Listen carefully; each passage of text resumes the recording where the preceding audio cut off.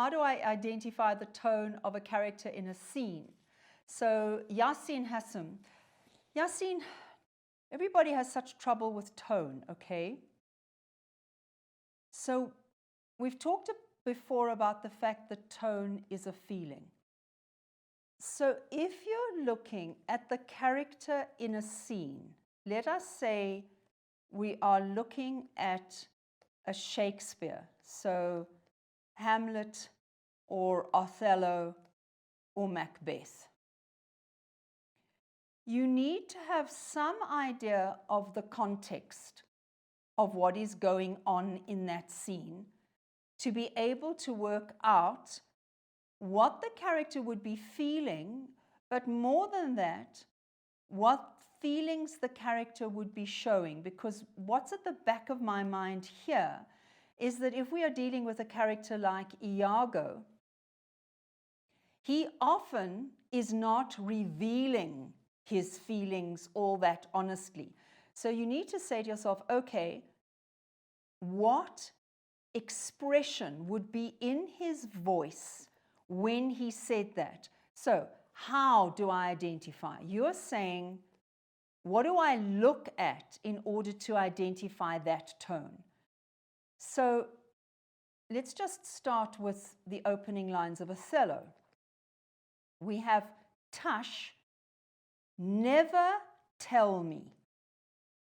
And the character goes on to say that Iago knows something. He says that you knew of this,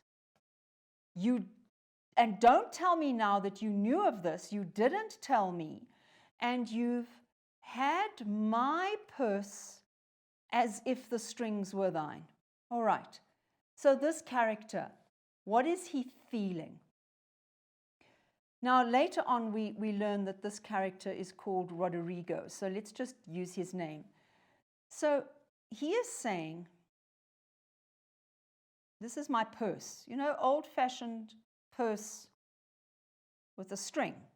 So he said, you have had my purse as if the string was yours. So what do you do with a purse string? You tighten it so that the purse is closed. So we still have that expression in English, the purse strings. So you have to loosen the strings in order to open the purse to get the money out.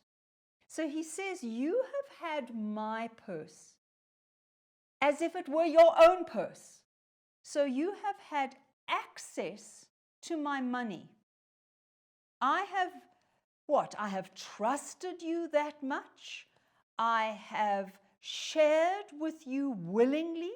I have been generous with my money so that you virtually had control over my money.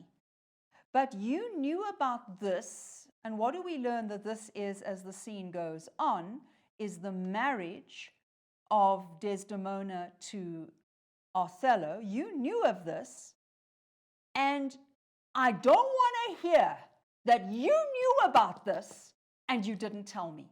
You didn't warn me. So how is he feeling, Roderigo? He is upset. How do we know?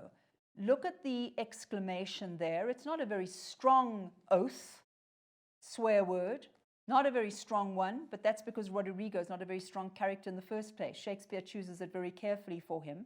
But that exclamation tells you, I'm irritated, I am frustrated with the situation and with you. Never tell me. Now look at the never. And notice what happens to my voice when I'm doing Roderigo.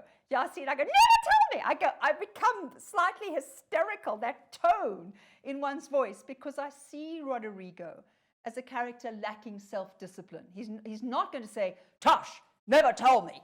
He's going to go, Tush, never tell. It's going to be that slightly hysterical tone. So I'm looking at diction. So let's go back to the how. Where was the how? How do we know? We look at the diction. I am looking at the story, the context of the story. I'm looking at the context of the relationship between the two characters. Is there anything else that tells me how he's speaking? No, I think just the sort of the situation.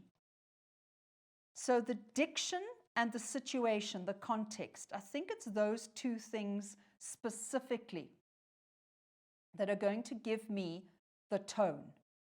So the tone is, the word that I would like you to use is aggrieved. This is a word that expresses the idea that an injustice has been done to one. So it's a kind of, if you like, it's a self-centered word. Not sure that that's the best word, but it has a sense of self. I feel aggrieved. So it is hurt plus angry plus justified in being hurt and angry because you've done me wrong. That is his tone. All right, so Iago. How would you identify his tone? And as I said to you, quite tricky because Iago is dishonest. So what do we know about the relationship is that Iago needs Roderigo. He is manipulating him. He is using him for his own purposes. So at this point in the play, he needs to calm Roderigo down. Okay?